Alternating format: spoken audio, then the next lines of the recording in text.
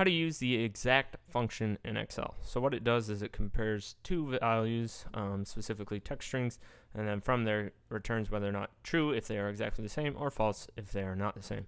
So we'll go ahead and we'll do two strings here. So we'll do string and string. So these are different because this string has an uppercase and this string has a lowercase.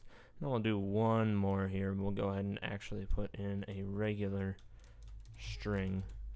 So when we compare it at the end, we can show you what I'm talking about. So we'll go ahead and do that, and we'll type equals, as always, start off our function.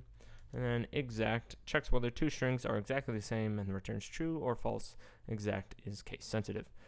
Double click on that. We'll go ahead and select our first text in cell A1, comma, and then our text 2 in cell B1. Hit that with the close with a parentheses, hit enter, and it should return false. And it does. So now we're going to go back into it, and we're going to change B1 to C1 for the cell in C1 with that string, which they are the same, so it should return with a true. And it does. So that is how you use the exact function in Excel.